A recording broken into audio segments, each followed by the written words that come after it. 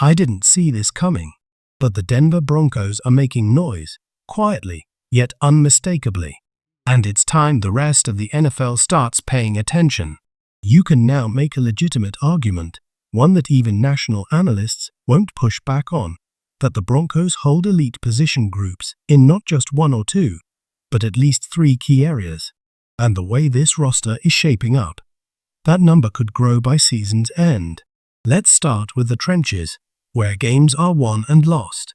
For years, the Broncos' offensive line was a question mark.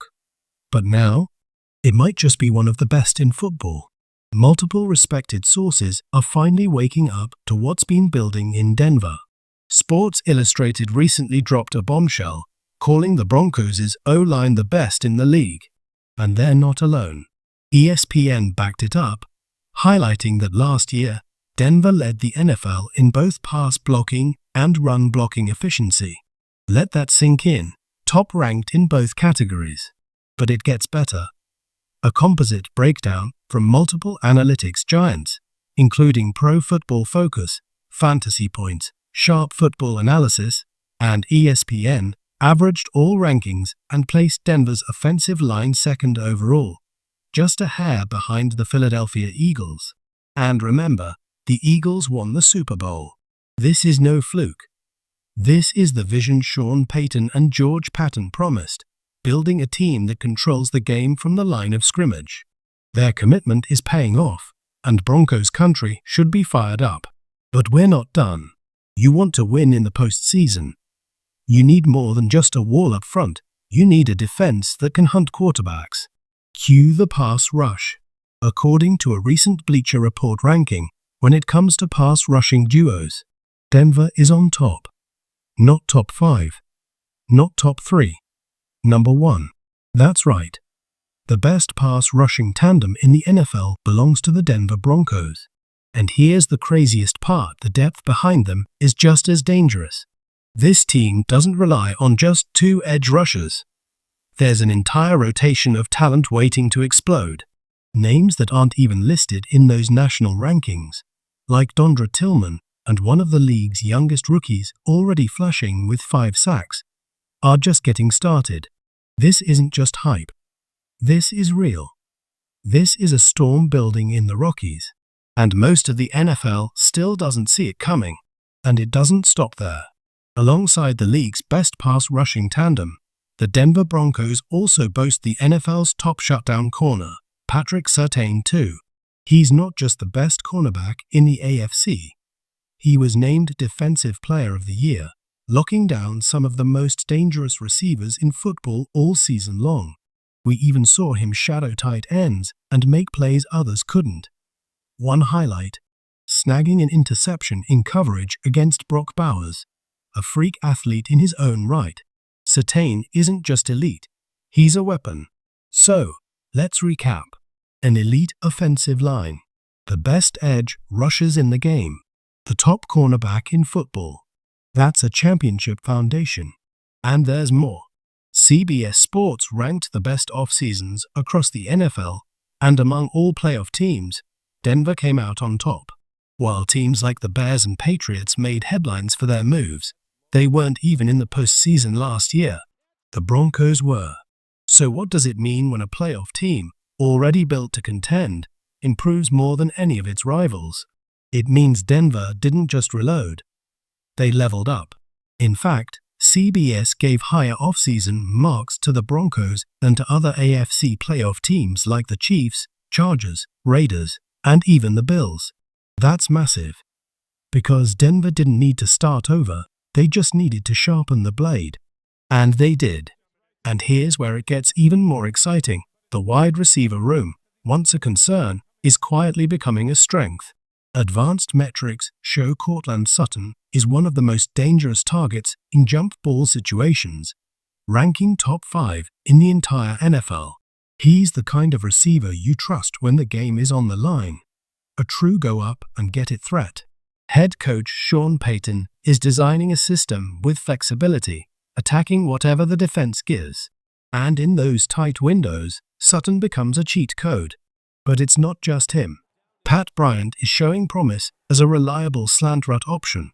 drawing comparisons to the role Michael Thomas thrived in under Peyton. Marvin Mims continues to blossom as a deep threat. Troy Franklin and Devon Veal are making strides, each bringing a unique skill set to the table.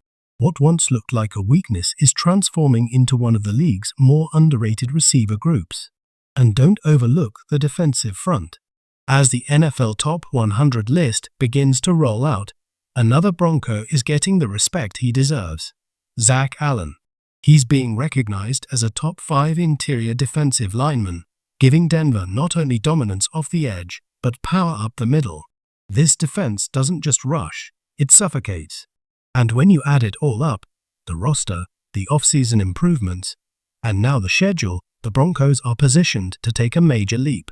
Looking at the slate, Denver faces just 8 teams that made the playoffs last season, a more favorable setup compared to division rivals. That's another advantage in their quest for supremacy in the AFC West. Everything is stacking in their favor, the media is catching on. But most of the NFL still has no idea just how dangerous this team is about to become. The schedule. It favors the Broncos big time. While the Chiefs face 2 more playoff teams than Denver, and both the Chargers and Raiders each face 1 more, the Broncos have a smoother path. This matters. It opens the door for a serious breakout season. Now, if there's any position on the roster that's raised concerns, it's the running back group. Nationally, it's been ranked among the lower-tier units in the league. But don't let that fool you. Sean Payton sees something the rest of the league is missing. He's always built running back rooms with variety, different tools for different situations. And this year's stable is no different. Enter Audric Estime, the Hammer. He's emerging as the Broncos' short yardage and goal line bruiser, strong, compact, and relentless. Despite the offseason whispers about his role or his future on the roster, Estime hasn't flinched. He's training like a man on a mission, dialed in, locked on, and ready to prove everyone wrong. What makes his rise even more intriguing? He's still one of the youngest players on the team. Even with a rookie like RJ Harvey now in the mix, Estime's upside is sky high. His story is just beginning. He's not sulking over missed snaps from last year's playoff appearance. He's using it as fuel. This backfield may be young, but it's hungry. And Peyton, he's thrilled with what he has. So let's look at the big picture again. Elite offensive line, dominant pass rush, lockdown, cornerback, underrated, but rising running back group, one of the easiest playoff paths in the division. Meanwhile, across the AFC West, the competition is showing cracks. Even inside Kansas City's own media, doubts are starting to surface.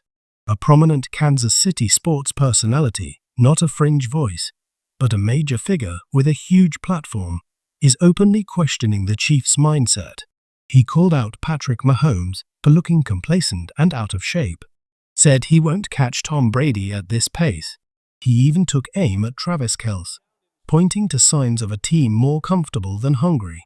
That's not just noise, it's a shift in energy. While Kansas City risks resting on its past success, Denver is grinding in the dark, building something real. The signs are everywhere. Outside voices, hard data, player development, leadership. This isn't a fan fantasy. It's happening. The Broncos are gaining a massive edge, and it's only the beginning. So, Broncos country, how fired up are you? The league's sleeping, but we're wide awake. The foundation is solid. The ceiling is sky high, and the fire is back in mile high. Let's ride. Let's believe. Let's go get it.